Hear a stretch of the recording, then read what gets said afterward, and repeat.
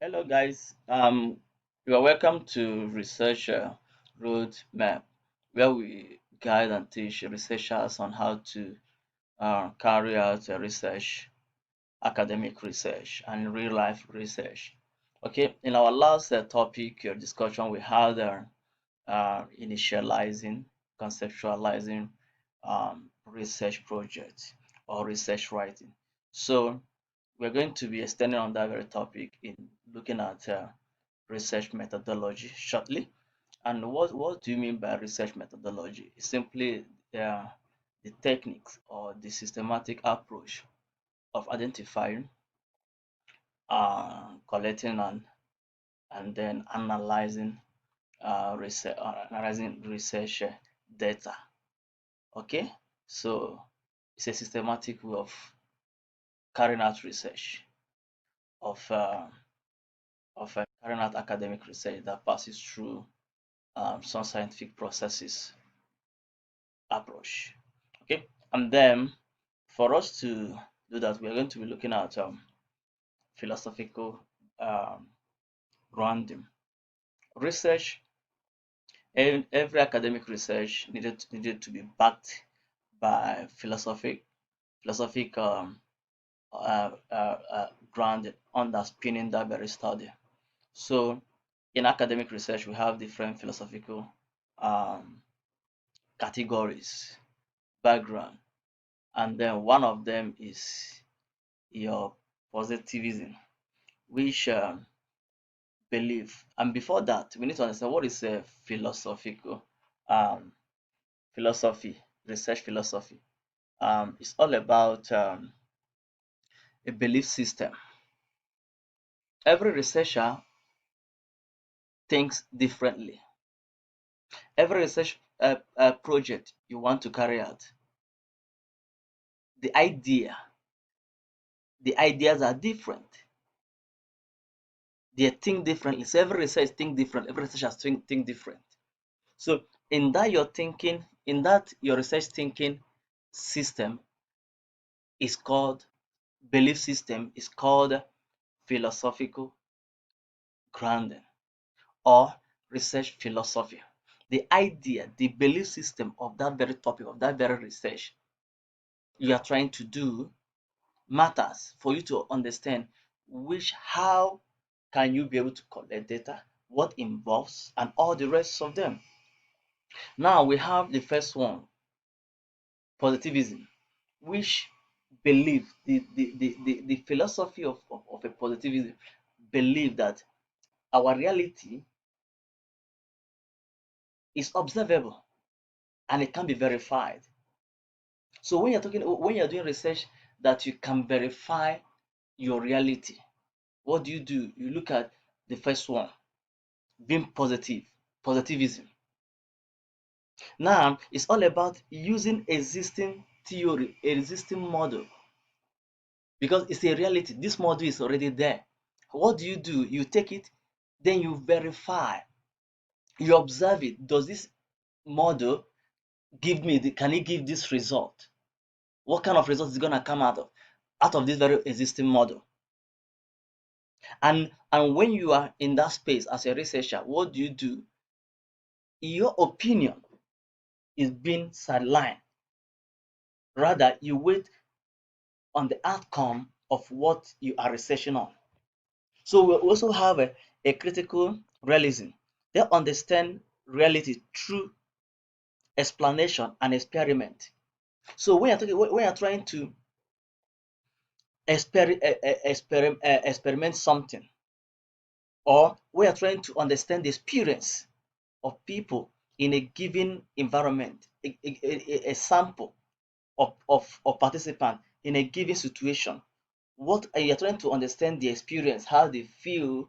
Let's say you're talking about how does the technology enhance these people's understanding. How does these people feel in using this technology? How does people in this category of in this sector do this? So you look at using critical realism. You are trying to understand how they feel, how they experience how they do uh, uh, uh, in their real life. So now another one is interpretism. Now, human reality is created through meaning. So as people in this category, as a researcher in this category, what do you mean that every individual interpret things differently? Every individual interpret. You can have 10 people, but the experience, the interpretation of something differs. So when you're trying to get a holistic number of participants, study that covers, that trying to understand people from different independent mind, trying to understand how they think, how they how they act to a given event. What do you look at the aspect of interpretism. Now, human reasoning, meaning to reality is independent from one another. Different differences like in culture, background, and others, genders, and all the rest of them. So as a researcher, different group of people provide various meanings and insight to one particular thing.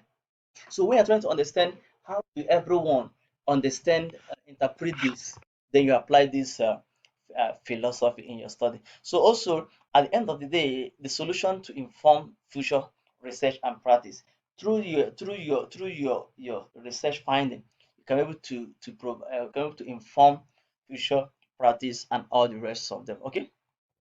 We also look at postmodernism, looks into the power of relationship. In this kind of research, a researcher believe that the power of thinking can change. The power of thinking can be reshaping. So it brings the question of ways of thinking and the question of power and authority, the hierarchy of doing things. So when you're trying to examine people in a hierarchy of situation environment, you can use this kind of philosophical this kind of research philosophy to understand how people, your participant, can think and the authority they possess, the hierarchy of authority and the hierarchy of power. Your The last one is all about use in action research. It's used in a way when you are trying to support a certain action, the action of this particular group of people to a given situation, how they will react, and all the rest of them. Then you you use it. Okay. Also, we have research approach which covers reasoning, and in every reasoning there can be deductive, induction, deduction, deduction or deductive, abduction, abductive, or induction or inductive. This is how people reason, how human reason in a particular situation. We all are human, but we reason different. Our reasons are different from one another. So when you are trying to understand, to explain existing theory, which one do you use? You use your deduction. When you are trying to move from known incident, known when you're trying to move from known incident or unknown incident to unknown, you apply your abduction. It concludes through knowing information, through known information. Now you don't know this. From you not knowing that, you can move to the next, or you know this, you know the outcome of this very result, but you after conducting it, it can take you to unknown, or from the unknown aspect of your research, it can take you to the known. Through your induction, it it looks into the reasoning, the relationship between observation and theory. Now, in this aspect, the difference between both of them, the first and the last, is that the last one develop theory. There is no theory in place to support your research. Now you built one from scratch. But the other one, you are testing existing theory to inform that will inform your outcome, your findings, and everything. You test it in the field. But when there is no existing theory, then you use your induction. Now we have a methodological choices that can be made, that you can make when conducting your research methodology, and these are the most popular one that are being used. We have our quantitative, qualitative, and mixed method. Now, under your quantitative, we are talking about numbers, we are talking about figures, we are talking about numerical numbers. And for you to do that, most times you use your questionnaire to cover, and it's mostly used when you are looking at a large sample, when you're looking at a larger sample population, and you want to cover as many as you can. You use your quantitative to get numbers that you can analyze to get your findings. Then also you can use qualitative method, which also looks into words, images, videos, and stuff like that. And the most used data collection aspect is your interview. Out of a large sample, you can choose few people. So when you're talking about few participants, you are looking at you can apply your quality. When you're looking at large number of participants, you can apply your quantitative. Okay, these are the and when you're looking at numbers, use the first one, quantitative. When you're looking at figures, when you're looking at letters, words, use your qualitative. And then your mixed method is a combination of both. Now, when you are trying to get data from the large population and also from a smaller population, let's say in an organization, you want to get from the top management, and also you want to get across all the staffs. What do? You have both of them.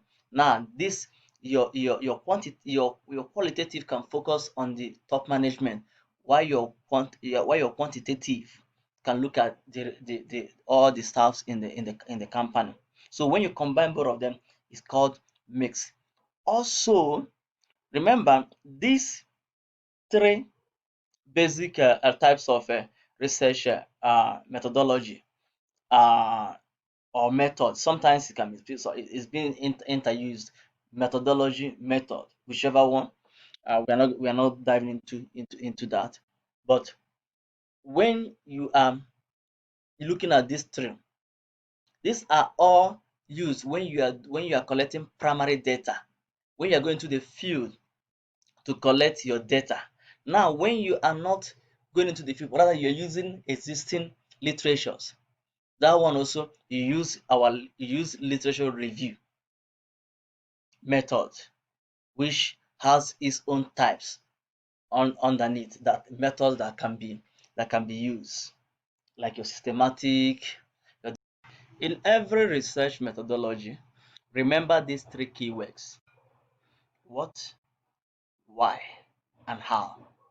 Now, when you are talking about the what, is when you are defining, explaining what each and every section of your research methodology is all about. Example, what is research methodology? What is questionnaire? What is interview? What is positivism and all the rest? You're talking about, you are just defining literal meaning and then backing up your definition with empirical scientific proof, citations. That is fine. That is part of your what? The why. Why do you choose between interview and questionnaire? Why do you choose questionnaire? Why do you choose quantitative instead of qualitative? Why do you choose method? You are justifying. So when you are justifying why you choose any part of your research methodology against others, that is the aspect of why, justification on why you made that very choice. How is very important aspect of your research methodology section, because you are now talking about how that section is going to be applied in your study. Example, how are you going to collect your data? You explain, you give detailed detailed information on how you're going to collect it. How are you going to carry out your questionnaire? How are you going to carry out your interview? And all the rest. So you justify everything. You bring how is it gonna happen? How is it gonna be applied in your study? So that these very key three key words are very important when you are discussing every section of your research methodology. Thank you for watching, and for more information, please contact us on the following email address. Like us, follow us